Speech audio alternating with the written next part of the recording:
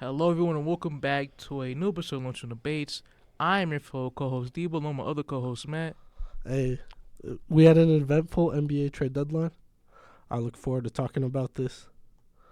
What trade do you want to start with? Let's get right into it. Right into it? Right Shoot, into it. man. We had a Okay. jam-packed episode, eventful day like I mentioned, plenty of trades. I think we have double-digit trades to talk about, so let's hop in. Yeah, we for sure did. I think the count was like 17.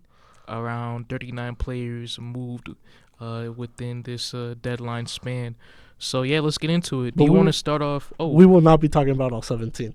We're oh not no, talking about we the won't. Robin Lopez trade and stuff like that. Robin Lopez, Delano Banton, he got traded. Back to the Raptors. Yeah. Corey No, Joseph. oh no. Delano Banton got traded to the Blazers actually. Oh, you're right. Mm-hmm. The Corey Joseph trade. Yeah, we're not gonna talk about those Yeah. trades. All the important trades that happened, we're gonna talk about that for this episode. So All stay right. tuned. So what trade do you want to start with? Let's start off with your team. Oh, please. Yeah. So, you want to recap the trade or me? You can do that.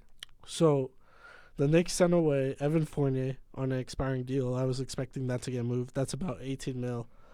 Malachi Flynn, Quentin Grimes, Ryan Arcidiacono, one of the Villanova guys, and then 2 future second-round picks in exchange for Alec Burks, returning back to the Knicks, and then Bojan Bogdanovic. I want to ask you for your thoughts, because I obviously have some bias involved in this, but what do you think about the trade? Great move for the Knicks. Great move. Them adding great scoring options off the bench, guys that can create for themselves off the dribble, great catch and shoot guys, as a short-term option just to maximize this current Knicks roster right now. I like the trade. Can I say something?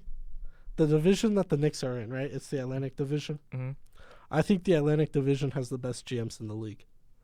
When you look across, obviously you have Brad Stevens, and you've seen what he's been able to do. Whether we'll get into one of the trades they made today, but even before that, with Kristaps Porzingis and Drew Holiday this offseason and Malcolm Brogdon the year before. Mm-hmm. You have the Sixers with Daryl Morey, and although he hasn't won any championships, he's always been at the GM and at the top of very successful regular season teams. You have Masai Ujiri, who he's notoriously known as a good general manager, and outside of Josiah and Sean Marks in Brooklyn, it really is like the cream of the crop. Mm-hmm. The Wizards are in the division too as well. No, Yeah, they are. Oh no. Oh, they're in the wait. Heat division. No, they're in the Southeast. Yeah, Okay, yeah. my fault. Yeah. I always No, mix up Pacific. those two. It's No, the it's the Southeast. Southeast division. That's My fault on that. My fault. Shoot. But as a Knicks fan, I think this is huge. I think what Leon Rose has been able to do in turning like these players that they initially drafted, like a Quentin Grimes, like a Emmanuel Quickley, and like a R.J. Barrett, and convert those into like winning pieces that are moving the timetable as we speak. And they have the Knicks a game away from the 2 seed, and they would be the 2 seed if it wasn't for a long list of injuries. Yeah, they were really banged up last night. Not last night, tonight too as well. As of this recording, they're getting beat by the Mavs. It's a 12-point game currently. Yep. Brunson out. Down 4 out of 5 starters, plus Hartenstein, plus none of the new guys are there. I'm looking at 7-man rotation. I'm looking at the current Knicks roster right now for this game. They have on their bench Taj Gibson, Jacob Toppin, Obi's brother, and Charlie Brown Jr. Yep. Those are their bench options. Yep. Charlie Brown Jr. got 21 minutes, by the way, and That's Taj disgusting. Gibson too. It's a nasty look. On a nationally televised game. Yeah, that's unfortunate. But I think the Knicks have like some weird questions to answer, because I think we can agree. Well, actually, I saw a crazy thing today on Bleacher Report that said the new starting lineup should be Brunson at the 1, Bojan at the 2, OG at the 3, Randall at the 4, Robinson at the 5. Which is disgusting. I don't know how you cannot start But Dante you said OG at the 2, at the 3, at the 3. and then Bojan at the 2. Boyan, oh hell no. Yeah, exactly. That was on Bleacher Report, by the way. Ew. So I think that the way that Dante DiVincenzo is playing right now, he's playing some of the best basketball of his career, and his chemistry with Jalen Brunson is really shining. He's being the 3-and-D guy that we really need him to be. So I think he's a perfect fit in the starting lineup. And then I think bench unit wise, Miles McBride is showing some flashes, and I feel like he deserves some play. Boyan, obviously, we traded some assets for him. He's gonna play. He's a good player off the bench. Same with Alec Burks, who's won the Knicks a playoff game not even 3 years ago. He was probably y'all second best player That during playoff that series, yeah, series versus the Hawks. Yeah. And then we still have Achua and Hartenstein. So, and as well as Hart. I didn't mention Hart. And so we have 6 quality players that deserve minutes off the bench. And it feels like the Knicks are going to have to consolidate their roster at some point.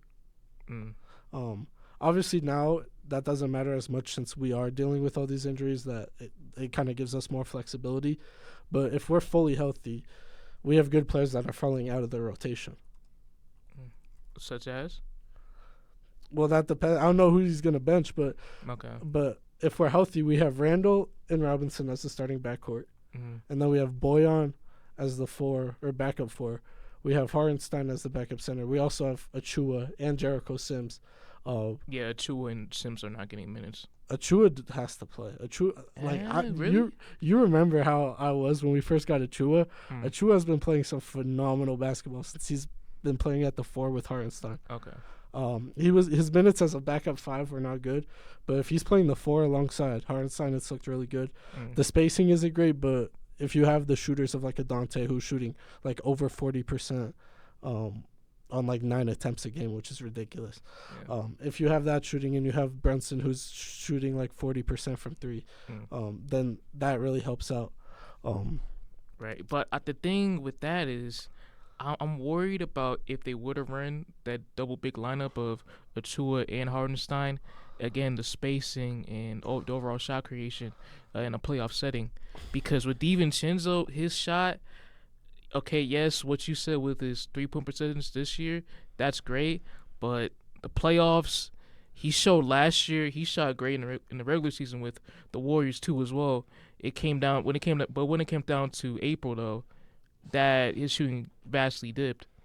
I mean, I think it's a little different though. I think the looks he was hitting was different. I also think the way he was playing, because he was a lot more on ball in Golden State, whereas like he's been a lot more just primarily catch and shooting off in New York, and I think that's what you want him to be as a player. And then we could talk about the Pistons in this trade. I actually like them taking a flyer on Quentin Grimes, although I did hear that I think they could have got Zach LaVine in this trade.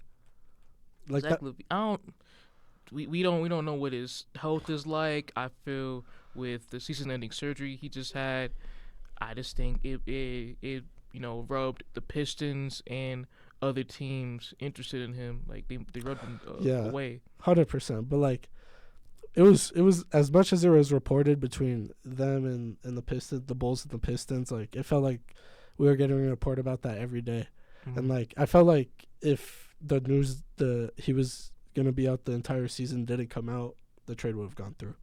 So I think like if you're looking at it like, would you rather have Zach LaVine or this package? I think you easily would have Zach LaVine. Yeah. But I don't know. I think Quentin Grimes is a good get as a young guy for them. And speaking about Detroit, I feel like they were one of the biggest winners with this trade deadline. Troy Weaver, he's gotten a lot of crap put on him for the construction of this roster. But with this deadline, he made a lot of great moves, moving off Joe Harris. Killian Hayes got cut.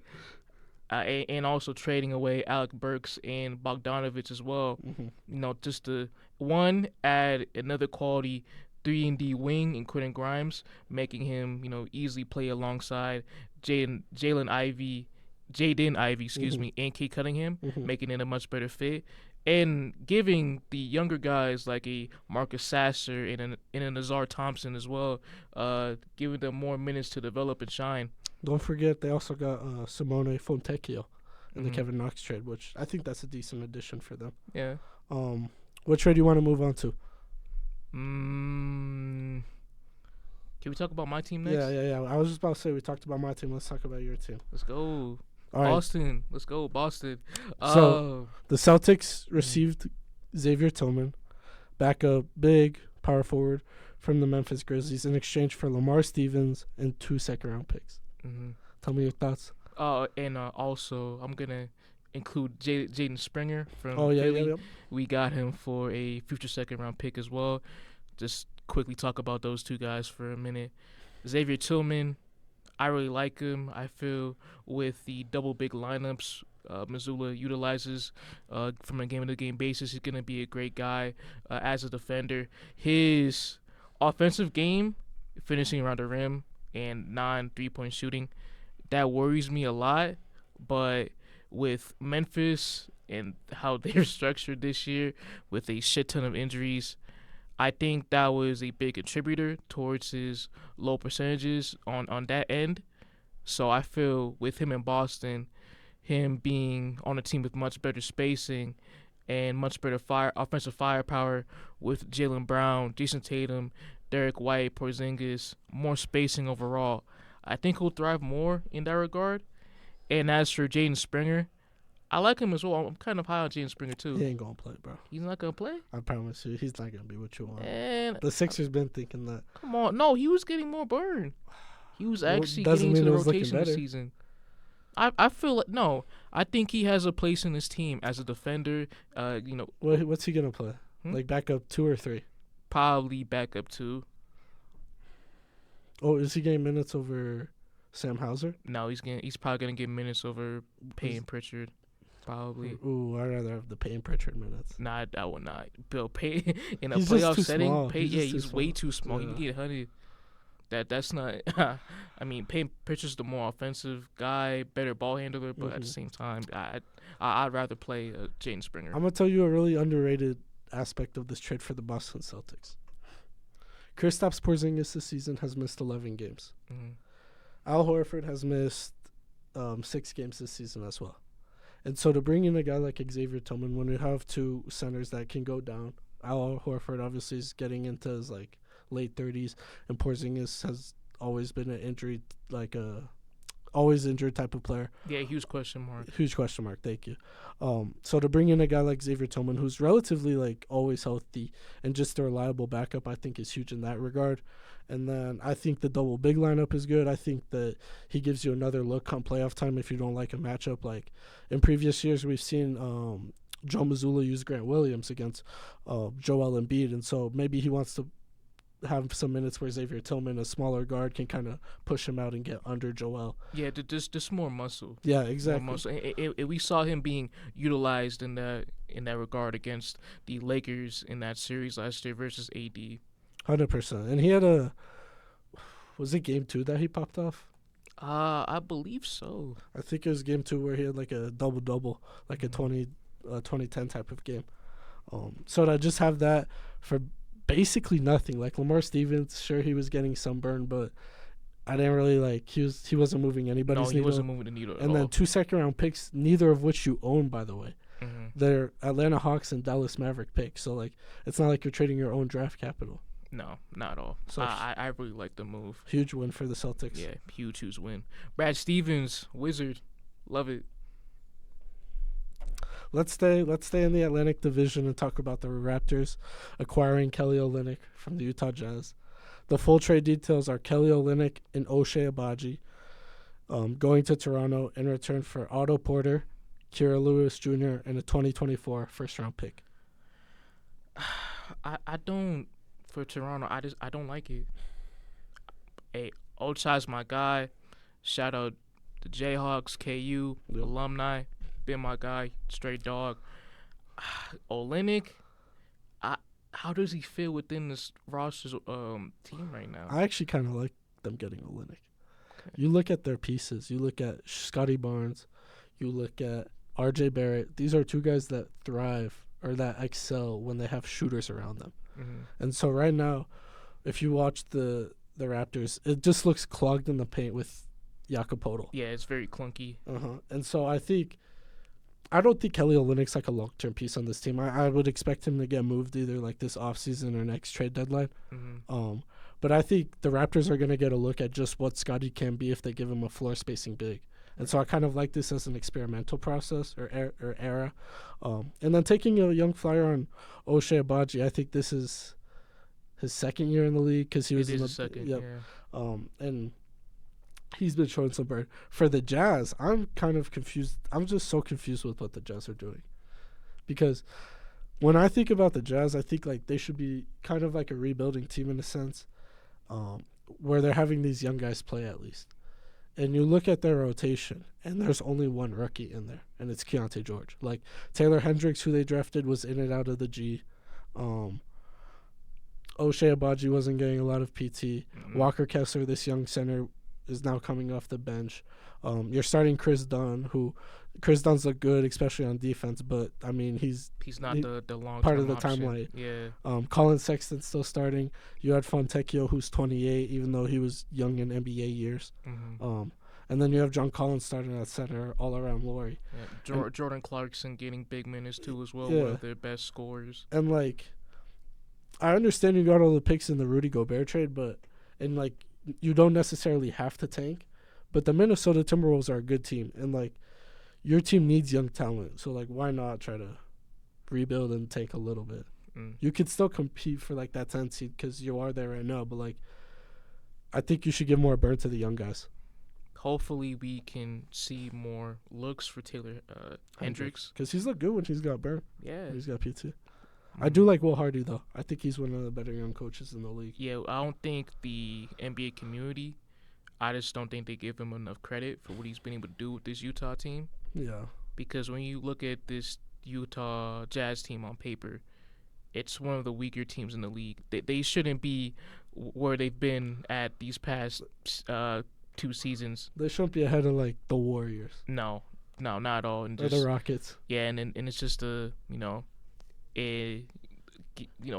sign of credit, to give towards Hardy and how he's been able to move with this team.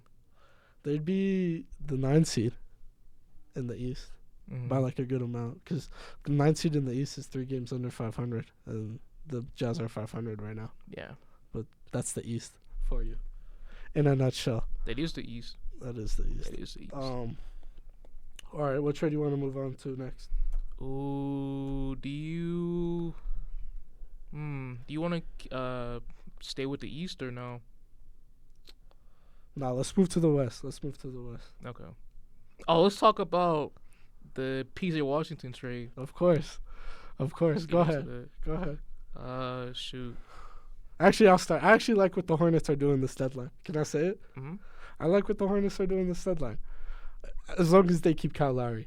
I haven't heard anything about him being bought out. I know, like, it's kind of thought that he'll be bought out. Yeah, I don't think they're going to keep him. But, I mean, if they keep him, they have Grant Williams now. Like, these are 2 dudes who, 1, have been in good cultures their entire careers, and 2 are, like, notorious winners. And, like, Grant Williams obviously doesn't contribute to the amount of winning that Kyle Lowry did in his Toronto days. No. But I think that Charlotte is, like, trying to just get rid of their, like, young talent that might have not have been playing winning basketball in a sense, and kind of replaced it with like vets that they can trade more assets for, or for their sake, maintain within their roster and keep them from doing stupid shit. Yeah. But I also thought the Mavs overpaid a little bit, but I was expecting Grant Williams to get moved. Overpaid a little bit for PJ Washington. I don't think I think Grant Williams, because Grant Williams was in trade talks for Bobby Portis too. I thought Grant was going to get moved for sure this deadline. So, and I don't think they would have had to give up a first for Bobby Portis. First for Bobby? Would you rather have Bobby or PJ Washington?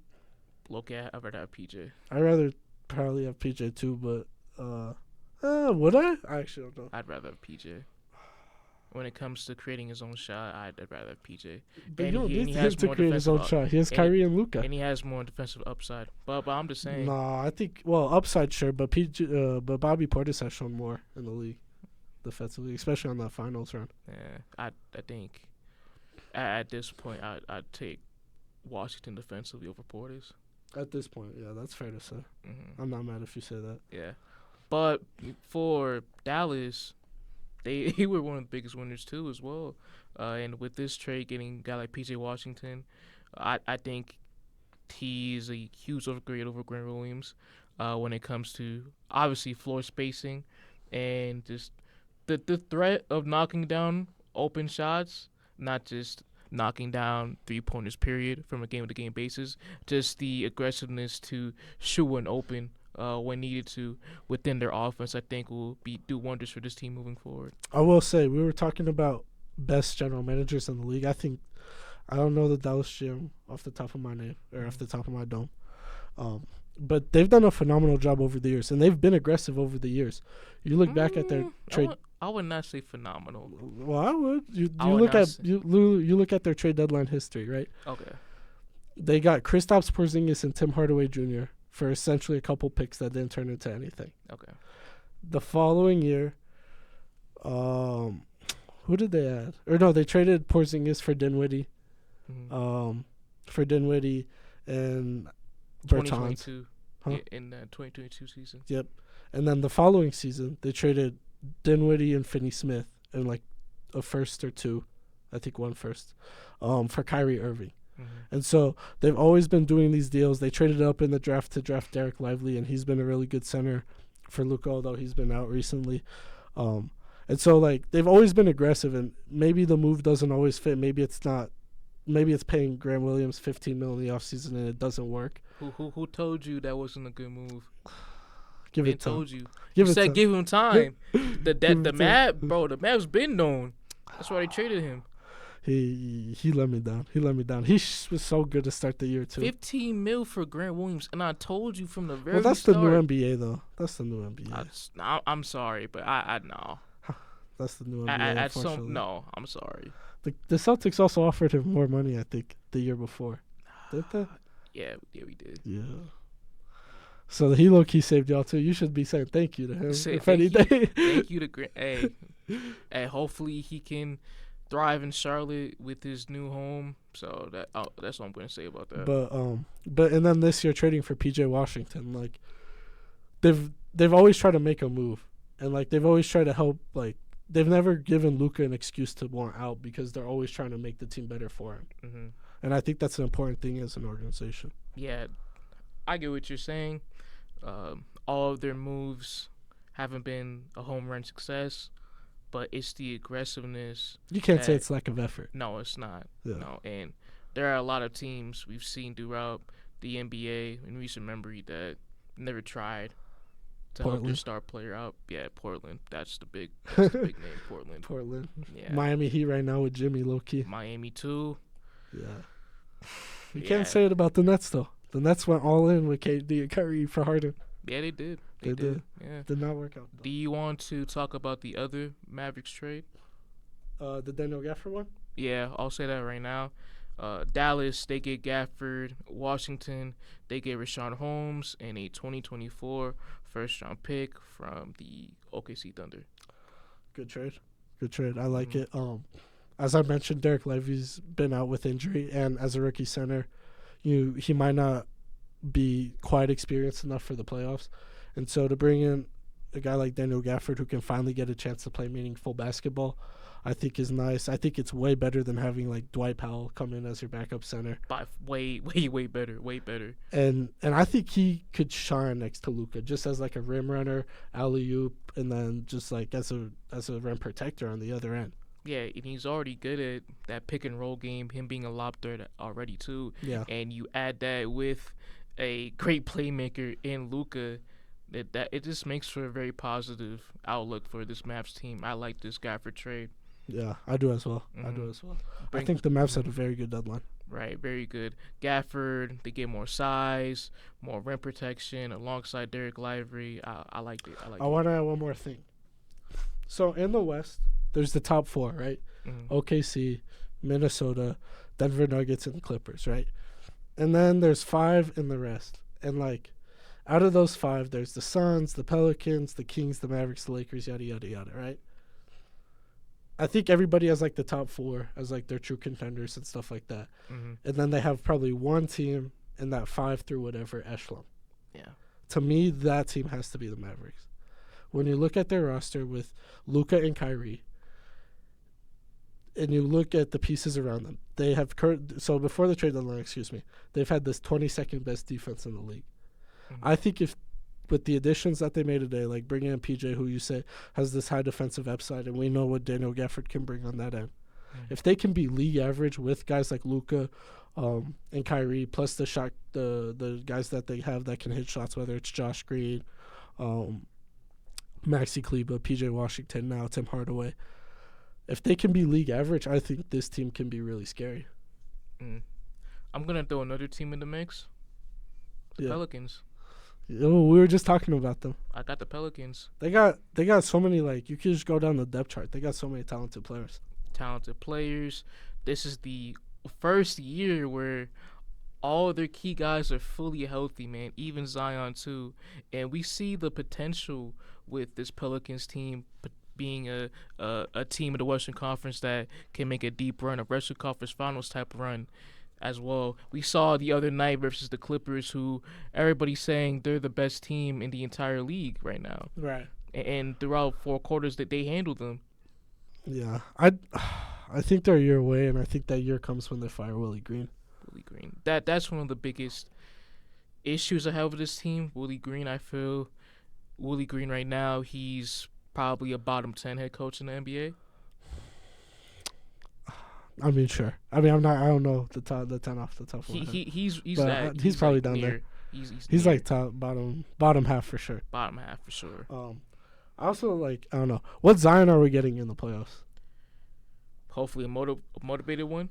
Hopefully if a guy that knows he has something to prove come playoff time. If we're getting 2021 Zion, I want that when he was averaging like 27 on 67% from the field. 67%. Or something like that. His efficiency's not that bad this year, too. He's shooting 59%. Yeah. But his points are down. He's down to 22. Yeah, and he hasn't been as aggressive, which, I mean, that's kind of why the points are down. Yeah, that's true.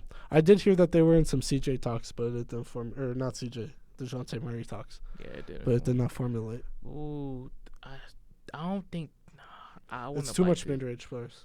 I wouldn't have liked it. Especially when you factor in the space between him, Zion, B.I., and Valanciunas. I just don't think it would have been a great fit. I don't like the better playmaker and defender, even though Murray's defense has declined over the past few years than McCollum. But I just don't think it would have been a great fit nor a needle mover.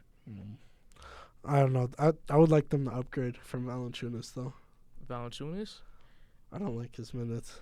I think he's not mobile enough. That's true. He can get exposed. Yeah, that's true. All right, what trade do you want to move on to? What trade? Do we still want to keep it going with the West, or? It's up to you. Yeah, we'll keep going in the Western Conference. Let's talk about the Phoenix Suns. Oh, this is both conferences, even better. 3-team deal. Suns, they receive Royce O'Neal in the trade, along with David Roddy from Memphis. The Grizzlies, they receive a future pick swap, along with Yuta Watanabe from Phoenix. And the Brooklyn Nets receive 3 future second-round picks and, I believe, cash considerations as well. Huge win for the Suns. Royce O'Neal probably... Is Royce O'Neal a starter for them? I don't know. He might start at the 4 if KD wants to play the 3 now. 4. And then the lineup is Grayson Allen still going to start? Ideally, I'd rather have O'Neal starting over Grayson Allen. And then I would run Book, Beal, KD, Royce O'Neal, Nurkic. And then have Allen off the bench. As a 6-man? As a 6-man. Chimezi Metu, Keita Bates-Diop, and then David Roddy. That bench is disgusting. Huh? David Roddy? David Roddy's going to play, I think. Over Kogi? Kogi's has something good this year, though. He'll play, though. Okogie will play, actually, for sure. Like, would Nasir Little be able to? No. Ooh, Nasir Little. Maybe. I mean, he was getting minutes earlier. Yeah, he was. Drew Eubanks is going to get minutes. Same with Eric Gordon, I think. Unfortunately, yeah. Eric Gordon? Well, with Eubanks, I don't think he's that great of a backup big. He's serviceable in my Yeah. opinion. He's not like anything you write home about, but like He's undersized. yeah, I mean That's the issue. he's like sub 7 foot. Yeah. That's better than Udoka Azubuki though, who's their other center on the depth chart. Yeah. But I don't know. I like this move a lot for Shout out for KU though. for the Suns. They needed like we always say that Matt's the lover of role players, which is true. But like this team needed role players because they're 1 through 3, and then Nurkic, and then 5 through 10 is just god awful. Mm-hmm. And so to like have a decent 5 and 6 now, you can live with Josh Okogie being your 7. Like you have a somewhat rotation now, and you do have that top end talent where maybe it doesn't matter that you don't have an 8th or a 9th man, but it's better than not having a 6th man. No, at least. And plus, with a guy like Royce O'Neal, you have some defensive versatility. Royce O'Neal, he can guard the 2, 3, and 4 if needed to. Mm-hmm. So just adding another quality 3-and-D wing to this rotation, a guy that can hit his open shots consistently from 3, great move for Phoenix. Great move for Phoenix. I was a big fan. Other teams, not so much. I thought the Nets, like 3 second-round picks. I was hearing stuff that they were going to get a first for Royce O'Neal. First, yeah. My sources were off. Man, Brooklyn, one of my losers for the deadline. I just think, the sources coming in with this week involving Finney-Smith, O'Neal, even Bridges for Like 4 or 5 yeah, picks. for 4 or 5 first rounders actually, and just them getting a limited haul with this current roster right now. Jack Vaughn, I think he should be fired at the end of the year. Yeah. Not it. It's the Nets. They probably have the bleakest future out of all the other teams in the league right now. Dude, the Nets have the bleak. Well, I mean, what is their future like? Day'Ron Sharpe, Cam Thomas, Nick Claxton, Mikal Bridges. Nick Claxton's gonna be a unrestricted free agent this offseason too. Hold on. They might not even resign him. Do the Trailblazers got a better future? They got a better future. I would take Shaedon Sharpe over. Do the Lakers got a better future? Do They the got a Lakers better now. future? Do they got a better future? They got a better. Yeah, I think they got a better future. I mean, they still do got AD. Yeah, they have like. Nah, the some Wizards. first-round The picks, Wizards. too. The Wizards got a worse future. That's probably the only team though. Don't they have their first rounders? So the first That's rounders plus Advia, Koulibaly, Koulibaly's, yeah. and they're most likely gonna get a high draft pick too, with the upcoming lottery. So. Yeah. Then that's trade for James Harden looks so bad now. It does. Raphael Stone fleeced. He might have. Well, okay? Let's go down through the other teams. Yep. Detroit, they're really bad, but at least they got KJ and Ivy Azar. Durant. They got a lot of young assets. Yeah. Charlotte, they got LaMelo. That's enough. LaMelo. Brandon Miller's been great. Mark Williams, if he could get healthy. Toronto, Scotty Barnes, boom. Atlanta, you still got Trey. Yeah. Chicago, Kobe White's been balling, breakout year. Chicago might. Because he's their only young player. That's still more than what the Nets have. I'd easily take Kobe White's like the same age as Mikal, isn't he? the same age? No. Because Kobe White was the same draft class as Cam Johnson. Yeah, Kobe White only had 1 year in college, though. Look up Kobe White's age. Did you? I'm going to right now. He's 23. Oh, Mikal's 27. Damn. Yeah, no. So Fair it's play. way different. Was Mikal 4 years at Villanova? I'm not sure. I know Cam Johnson had 4. I know Cam. Yeah, Cam was old. Cam's like 27 too. Yeah. Damn. I'm saying they got no young assets. They barely got any young assets. It's probably them and the Wizards. Yeah. They got better players right now than the Wizards, but they don't got young players. Spurs, Wemby, Utah, they got Keontae George, Taylor Hendricks.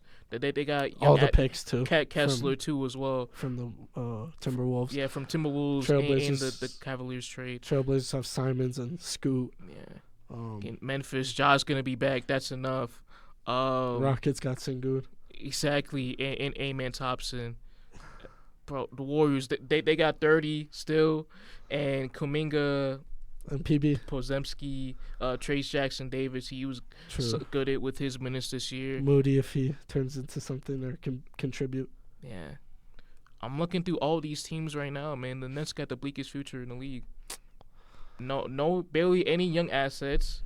They don't have their own picks within the next few years. Mediocre head coach. Poor roster construction. It's bad. Now you want to talk about a bad coach, Wes Unseld Jr. Or no, he got fired. No, Or he did got get fired. promoted. He got promoted to the front office. Yeah, who's coaching them now? But my name's blanking. I think it's like an interim assistant coach, right? I think last name's Keefe. Yes, it is. You're Last right. name's You're totally Keefe. right. I'm blanking. I was good. Brian Keefe. Brian Keefe. Yeah. Yeah. All right. Keefe. Let's move on. You want to talk about the 76ers trade? Yeah, Buddy Hield. Yep. So the 76ers get Buddy Hield, and in exchange they gave up Furkan Korkmaz, Marcus Morris, who just got a key to the city, and then 3 future second-round picks. Yep. Shout out Marcus Morris. Salute. Next legend. Another KU alumni. Rock Chalk Jayhawk. Let's get it. Boy, acting like you go there. Bro, I've been a KU fan my whole life. I love the basketball team. You are from Kansas. That's fair. Oh, Missouri. That's what I was about to say. I was like, aren't you from Missouri, though? Yeah. So aren't you a Missouri fan? Or Missouri State?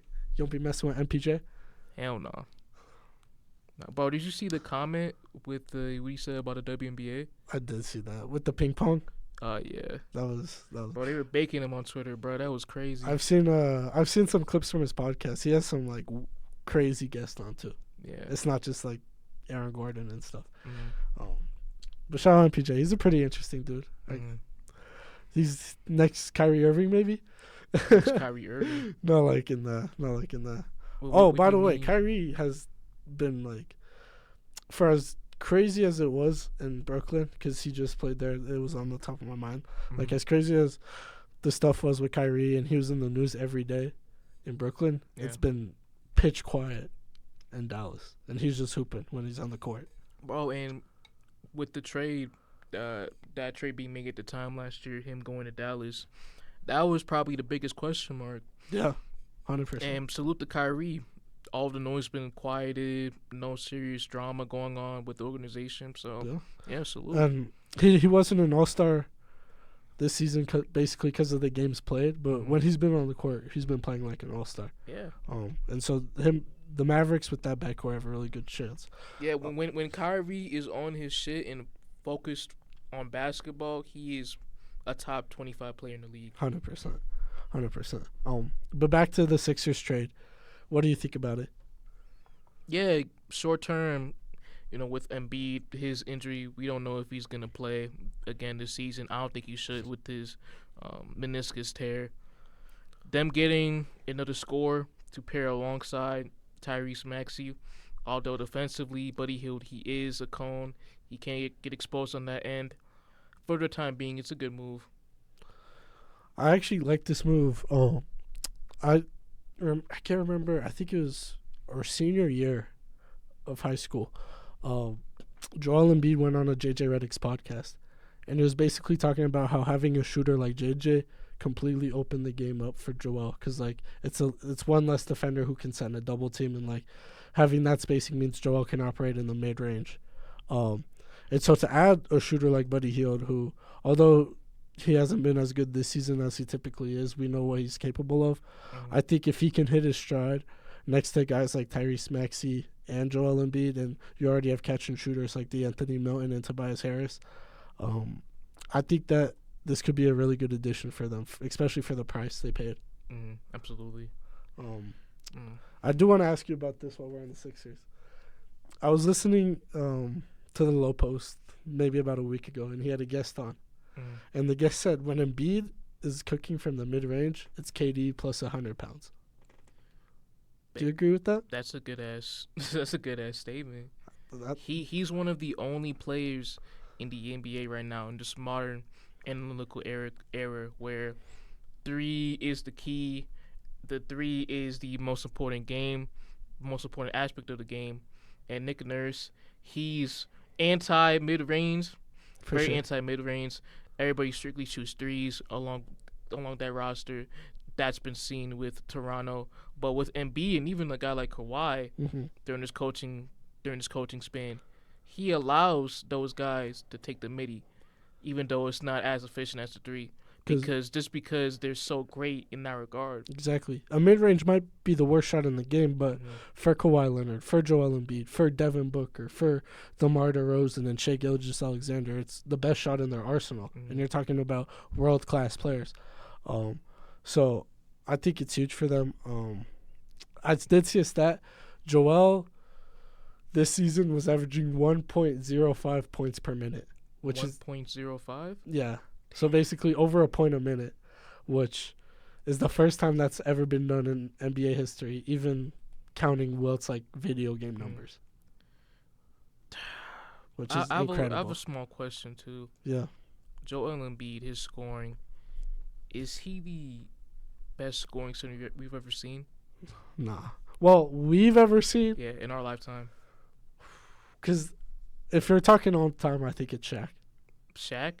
Okay. Probably with his dominating, or Wilt, Fair. if you want to argue the video game numbers. But I think Shaq was just more of a dominating big.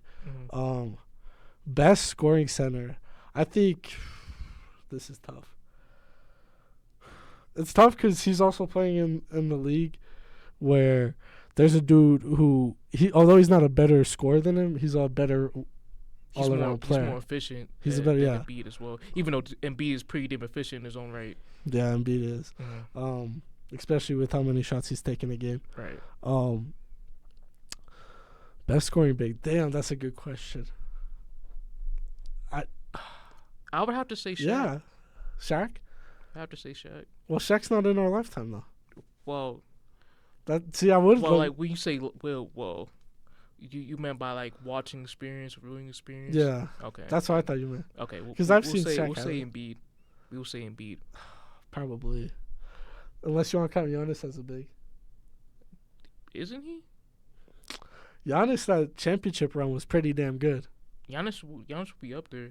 Giannis Giannis was- scoring. Yeah. I don't think D12 was there. No. Oh hell no. Defensively, yeah, absolutely. Defensively, yeah. D12 back in his prime, Dwight Howard was a monster in Orlando.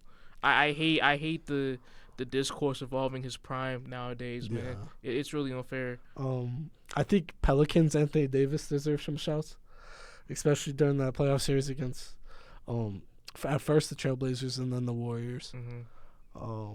And then it actually might be Joel Embiid, Okay. which is kind of crazy. I never thought about that, but he probably is the best scoring big of our lifetime. Right. All right, what trade shall we discuss next? Thunder. Let's go. Let's keep it. Okay. OKC, they receive Gordon Hayward. As Charlotte, they receive. Whoa. Misic, former Misic, EuroLeague Misic, MVP. former EuroLeague MVP, like Matt said. Trey Mann, Davis Bertans, and draft compensation. Hey, salute to Micic. I did not want to fuck up your first name. I did not want to fuck it up. Misic might have been the best player they gave up in this. It's probably Trey Mann, but Misic is actually playing minutes. It's Micic. Yeah. I mean, like, for the Thunder, sure. I mean, none of these players were playing for you. But I also don't, I mean, like, they're going to give Gordon Hayward minutes. I don't necessarily know who he should get minutes over. I think when it comes to their closing lineup, they could probably... He's not going to be on the court in the closing lineup. Maybe. It's going to be it's gonna be the starting unit. I'll put him in over Giddey. Oh, Giddey just won them the game against the Raptors. Come on, like when it comes to closing the game out, they've been using like Case and Wallace more, guys like him. I'd still rather give the minutes to Case and Wallace than Gordon Hayward too. True. And then that game against the Raptors too, they were down like 20 in the second quarter. Or no, they were down like 15 and a half, 18 in the third. And the lineup that they came back with had Aaron Wiggins and Kenrich Williams on the court. So, for like theoretically, you wouldn't have their starting lineup be Shea at the 1. I'm not changing the starting lineup. Well, no, I'm sorry about like closing lineups. Yeah. Closing lineup, I'm keeping the same as the starting lineup. Nah, I would not do that. I would not have Giddey in the closing lineup. Giddey's been good. Well, that's not true. He's been their 5th best starter. Yeah. Which is saying something. Yeah. But I also think if Gordon Hayward is like in that lineup, he's the 5th best closer. Mm-hmm. As same with Giddy. Yeah, but you have a more one the spacing doesn't become like less cluttered. Well, more cluttered with Hayward. Yeah, reliable 3-point shooter and a shot creator on the court. Well, I think Giddy's a better ball handler and shot creator. Oh. I also think Giddy and him like Gordon Hayward can ball handle by.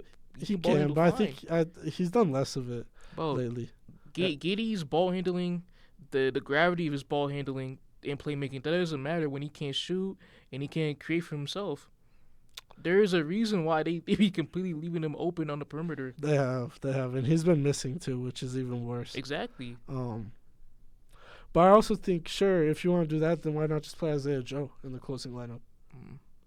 Or a guy like Casey Wallace, who is capable of hitting his shot. That's true. I think off the bench he'll play. I think. Yeah, as the 6th man for sure. Yeah. I think he'll probably 6th man. I think he's the 8th. The 8th? I would have 7th. He's 7th. I'd have Casey Wallace above him. Okay. Then Hayward, then Isaiah Joe, Jay Will, and then probably Aaron Wiggins, and Kenrich is probably the 11th. Okay. Unless you want to switch Kenrich and Aaron. Kenrich and who? Aaron Wiggins. Aaron Wiggins. Okay. Either or, it doesn't matter. Yeah, that's fine. I just wish the Thunder that they try getting a backup big, like an Andre Drummond, which Chicago, man, we haven't talked about Chicago yet, but my God, they had a disastrous trade deadline. Didn't do anything again. Disastrous. Didn't do anything again. I have a statistic right now. The last trade, Chicago, yeah. It wasn't the Lonzo Ball trade, right? No, it wasn't for a player. Huh? Yeah, it was for a player. It was. It wasn't. Oh. Yeah. Did they trade a player away? Nah, it was like pick swaps, second round picks. I'm not gonna know that. Yeah, it was in like 2021. Damn. So 3 years ago. No trades in the NBA for 3 years is crazy. Nope. And with the Bulls, they could have traded away Caruso for at his highest value. Yeah, his highest value, team friendly deal. Didn't do it. Drummond and DeRozan, they are on expiring deals. They're gonna be free agents in the offseason. Didn't trade either of them. Didn't do that. And there was a report from their GM. He said he wants the roster to maintain their competitiveness, as he believes they're competitors right now. Yeah, they said that if no trade happened, they were gonna try to push for the play-in spot. Which I don't understand, bro. Look, Chicago, man. What are y'all doing? Like, what's going on in Chicago, man? Just give. I wish they gave Kobe White the keys. I wish they gave my man the keys, bro. Yeah. I really wish. Like, what's the point of keeping DeRozan, Drummond for this year, and Caruso? Just peel the band, just peel the Band-Aid off. Start over. Levine's gonna be out for the rest of the year. It's not good. It's not a good roster. I've been saying this for like over a year now. We both been saying that. Yeah, everybody's been saying it like with our podcast. Vooch is probably gone this summer though. I hope Vooch is gone this summer or next trade deadline. Or is he? He's not free. He's got like 2 more years on his deal. Yeah. So. Yeah. That's unfortunate. But speaking of the Bulls, shout out to Lonzo. I saw he was back in the gym getting shots up. Yeah, he was. I saw that video. So that's good to see. Hopefully. Salute. Hopefully Lonzo can make it back one day. Mm-hmm. Let's do our last team in the East. Last double team in the East. Yeah. With the Nets Raptors. The Nets send Dennis Schroeder, the Raptors send Dennis Schroeder and Thaddeus Young. And in exchange, they receive Spencer Dinwiddie, who is likely to be bought out. Yeah. Thoughts? Hey, man. I'm going to be completely honest. Who cares? Probably Raptors and Brooklyn Nets fans. I'm gonna keep it. I mean, come on. I actually think the Nets won the trade. I don't think there's a crazy big winner in the trade, but I think they won the trade. Yeah, I was being a little bit too harsh, but I'm gonna say like Brooklyn. You get rid of the Dinwiddie's contract. That's off the books. Yeah. You bring in a guy like Dennis Schroeder, can make a little bit. He hasn't been bad this year. He hasn't been bad this year. No, he hasn't. He's on a team-friendly deal as well, so that's fine for Brooklyn. I'm surprised the Raptors didn't get a pick in this trade. for Nah, taking on that Dinwiddie contract. I really thought. I mean, even a second. yeah, The way we were seeing seconds thrown around today, that's true. it is what it is. Yeah. It is what it is. There's not really a needle mover for Either Brooklyn, but you get a tolerable point guard in Schroeder. Yeah. So that playing game will be better to watch for y'all. Less turnovers, I guess. I mean, I guess I don't like watching Brooklyn at all, man. They're one of my Yeah. like on a if you had a list of teams you wanted to see on a nightly basis, I cross out Brooklyn. They're so bad to watch. Brooklyn's up there. Brad, Yeah. the Trailblazers are up there for me. Brooklyn. The Trailblazers are on my teams I don't watch. Yeah. Surprisingly, a team that I do watch, maybe because it's entertaining, is the Detroit Pistons, as well as the Minnesota Timberwolves. In the last trade, is the Wolves received Monte Morris in exchange for Troy Brown Jr., Shake Milton, and a 2030 second-round pick. Mm. What you think? Again for Detroit, Marcus Sasser, my guy, gets more minutes. Mm-hmm. Monte Morris was ahead of him in the rotation to start the year off. Now with him out the door, my boy's gonna get more time. He's gonna get more playing time. He's gonna shine. Mad efficient this year. Yeah, we gonna be lit with more opportunity. So that's great. And with the Timberwolves, Monte Morris, he's a solid point guard. Shot creator, can facilitate with this Timberwolves offense. The Wolves, they get another quality point guard with him and get a lot more scoring help. I quite like this trade for the Timberwolves, because not that long ago, maybe 2 years ago, we saw Monte Morris starting as a point guard in the playoffs against the Golden State Warriors, and he was holding his own for as much as you can against Steph Curry, and like to have that guy who's had that playoff experience starting in those big games to now come off your bench, and your bench unit now is Monte Morris, Nickeil Alexander-Walker, Kyle Anderson, and then Nasri. Like, that's a really good bench, and it's an experienced and veteran bench, which I like even more. And so I think the Timberwolves, to me, are like one of the most boomer bust teams when it comes to the playoffs. Like, I would not be surprised if the Timberwolves were first round exits, and if you told me the Timberwolves made it to the finals, I wouldn't be surprised either. Yeah, their offense is gonna play a huge part into whether or not they make a deep run. Right, and so especially late in games, because their late game offense has been abysmal at times. Yeah, but Rudy has been hitting his free throws late in games, which is impressing me.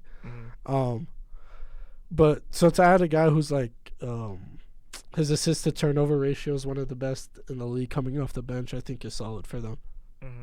It's solid for them. And the top four just continues to stay top four in the West. Yeah.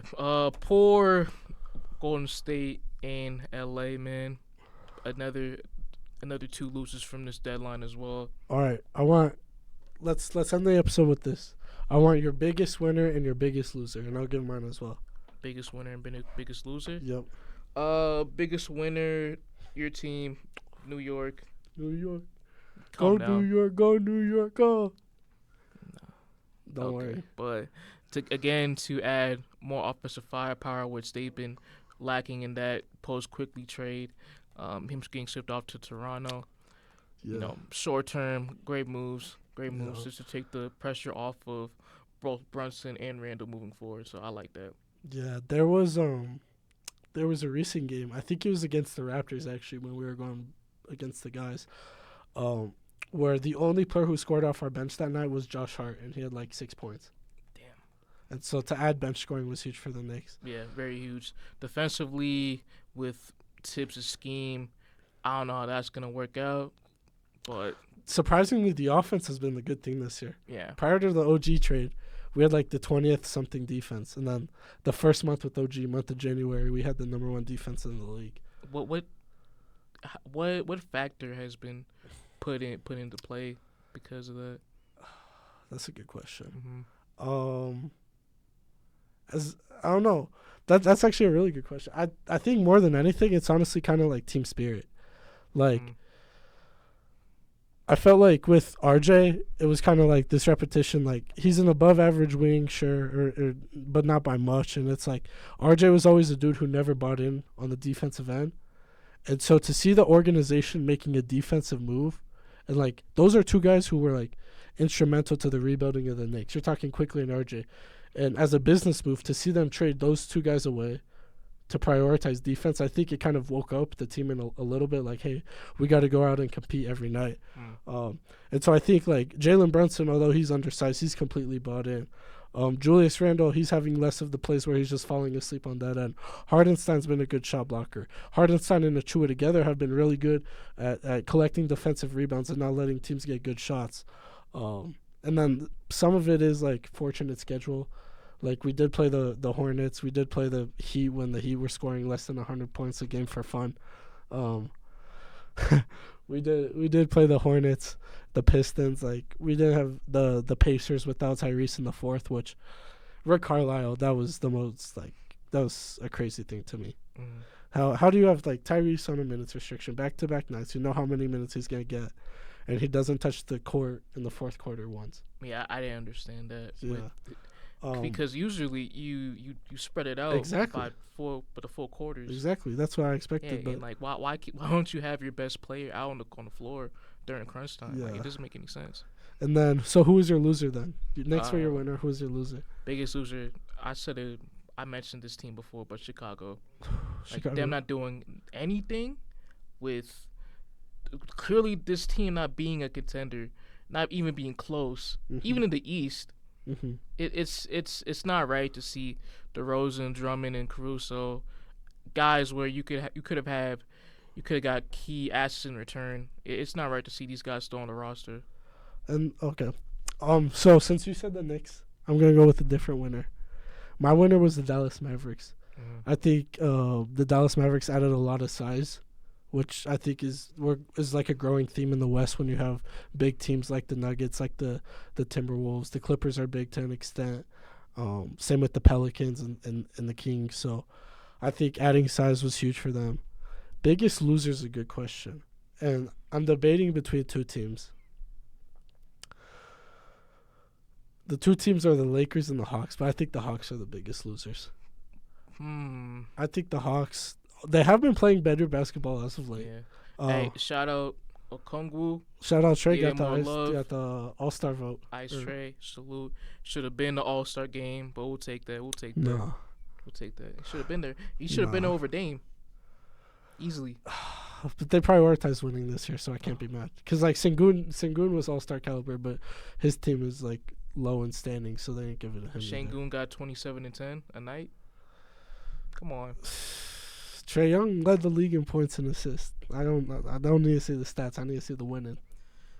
But that's part of why you win with only 2 wings on the roster. And that's exactly why I think they are losers this deadline. Yeah. Because I do think you have a guy who could be. I don't think he's a 1A. Like I think he's in the same category as Brunson, where like they might be low 1As, super high 1Bs in my opinion. But, like, outside of him and Jalen Johnson, I like Okongwu. I think they should have traded Clint Capella. We heard DeJounte Murray in trade rumors the entire season. They kept him. Bogdan Bogdanovic, you probably could have got some good assets for him.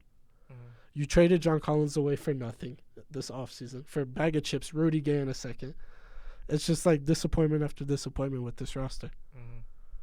So. Yeah, nobody has a clue what this Hawks team wants to do with this roster. And it's really sad because they have some studs on this team that you can build around moving forward. Obviously, Trey, and even with their younger guys like Jalen Johnson, who's been having a breakout year this year, and a guy like a Okongwu as well. They do have a tough schedule-ish. I mean, because they were on the 4-game winning streak, and then they lost back-to-back to the Clippers and Celtics. Now they play the Sixers tomorrow. Then the Rockets, which Rockets on the road haven't been great this year, so maybe they win that game. And then the Bulls. But I don't know. Maybe next episode we'll do some All-Star talk. All-Star talk. All-Star talk, Super Bowl recap. Hey, All-Star weekend. Yeah. Maybe talk about NFL honors too. Oh, do we want to give our shout-outs before we get out here? Yes, sir. Oh, I just got a notey. Wow. What happened? Comeback player of the year. What happened? Joe Flacco. Deadass? Joe Flacco. Joe Flacco got it? Browns quarterback Joe Flacco wins AP NFL Comeback Player of the Year. Oh, that's official? That's official. That's from Wow. ESPN. Oh, okay. Wow. I thought for sure it was going to go to Hamlin. We've been saying this all year. It's going to go to Lamar. Wow. Hold on. Let's see. I got some other ones. Hey, shout out Broadway Joe Flacco. Joe Deserved Flacco it, though. I thought He did deserve it. Hey, Stefanski named Coach of the Year. Well deserved. great decision. Well deserved. Mm-hmm. McVay should have been in there, though, in the conversation. Oh, I initially said it. You didn't believe me. I learned quickly. Bro. How did I give your guy more love? Bro, because you did it prior. What week was it? I think it was when y'all were like 6 and 6. No, you did it before the Packers game. Okay. The Packers game was like my lowest of lows for that season, and then we turned it around. But yeah, you saw something I didn't, because they turned it around when they turned it around, like when Stafford got back from the development finger injury. of Nakua, Kyron Williams, like Stafford being great, Yeah. the O-line being solid. Yeah. Like even with a new scheme of the run game. The O-line was fantastic this year. Shout out Kevin Kevin Dodson, 100%. Steve Avila, rookie from TCU. Rob Havenstein still holding it down. Yeah, bro. Yeah. Like, salute. And then hopefully Brandon Staley can keep the young guys on the defense developing. The Byron Youngs, Kobe Turners, Ernest Jones of the world. Yeah. Y'all gotta get corner first round. Yeah, we do. But Darian Kendricks was okay. But like, I don't want him as my corner back one. Yeah, no. But yeah, so Hawks were my biggest loser. Mm-hmm. All right. Do you want to go down do this honors list or? What else is there? There's reactions. There's offensive rookie of the year. We saw that was C.J. Stroud. Deserved. Do you still believe Nakua got robbed? No. Like Puka had a crazy rookie year, broke all the records, but it was C.J. Stroud's award. Yeah, they're gonna give it to the quarterback every time, which I'm not discrediting. Did I say that? No, I don't think I said that properly. Yeah, discrediting. I'm not, heavily critiquing on what Stroud did this year, but as a rookie quarterback with, on paper, one of the worst wide receiver cores in the entire league, for them to be a top offensive unit this season, even without a good running game. Shout out Singletary, but it's almost unprecedented for a quarterback. It's not. He had one of the greatest rookie quarterback seasons we've ever seen. But if you want to talk about a rookie award a Rams player did get robbed in, let's talk about Kobe Turner and that depoy. Well, Anderson got it instead of him. Yeah. How do you feel about that? I just think that, like, they're both on overachieving teams. Yeah. But I felt like Kobe Turner just did a little bit more. I think that we were talking about it before we hopped on. Kobe Turner faced more double teams than Aaron Donald this season, and yet he was instrumental in the running game. He was great in the pass rush. He had a better pass rush win rate, right? Yeah. And even though he might not have the sacks, or the pressures to show it, like, he was drawing tons and tons of holding calls. And so I think for the Rams, their defense was kind of looked at to be the laughingstock of this league. They signed Bobby Wagner the year before. He didn't pan out. They traded Jalen Ramsey. All the stars were gone from the Super Bowl other than Aaron Donald. And the defense overperformed by a mile. And Raheem Morris, rightfully so, got a head coaching job. We'll see how Brandon Staley does, like I mentioned. But I thought Kobe Turner deserved it. Or Witherspoon on the Seahawks. All right. Quickly, Depoy, Myles Garrett wins it. Micah Parsons. Micah robbed. No. Even he went on Twitter saying that Myles deserved it. It's called being humble. Being humble. Bro, he legit showed you why. TJ Watt. TJ Watt over no. No, I played. I thought he should have been second. The most consistent double team rate in the league by far, and he was still dominant. Less than Kobe Turner. Watch the tape, bro. Watch the tape. The tape shows 1 sack in the last 6-7 games. Watch the tape. Look at the pressures. To be Th- fair, that that Micah that did get Jets a ton of- game, that Jets game alone on Thursday Night Football, That's the what he fucking did, Jets. bro. I'm just saying though, that Jets game, he dominated the O Who the line. fuck did There was a dominate reason the why Jets Simi was O-line? getting the ball for 2 seconds. Boom, 2 seconds. Boom, boom, boom, boom, boom, boom. Who Because the of Miles fuck Garrett. did dominate the Jets O-line? Oh my, I'm saying. Bro. That's a bottom 3 unit in the league. I'm saying, Micah dominated them when they played. bro. Did they? Not as he didn't have as many pressures as Miles Garrett. He forced a pick 6. His pressure led to a bad throw. Hey, Miles Garrett forced a pick in that Jets game too. Damn, I didn't see it return for a touchdown. I'm just saying. Next one, Stefanski, Coach of the Year. Well deserved. Well deserved. I like that. I like that a lot. Four quarterbacks the entire year, and the offense was so competent. So if you're saying that Minka should have won it, Dan Campbell should have won it, okay, I guess that's fair. But throughout the entire year, Stefanski was the most deserving, and I've been one of the biggest advocates of Stefanski winning this award. 100%. So salute. 100%. Hey. Are there any awards, or do we got to wrap it up? Kind of tight on time. OPOY, McCaffrey won it. Deserved. Yeah, deserved. It was looking like Tyreek, but that last stretch kind of screwed him over, especially the injury too. 100%. Yeah. But both the dudes deserve to be in MVP talks, I thought. For sure. And then Lamar MVP. It hasn't been announced yet, but most likely he's gonna win the MVP for sure. For sure. All right, you want to get us on and out of here? Yeah, let's do it. If you guys are still watching right now, damn. You saw that? Oh, shit.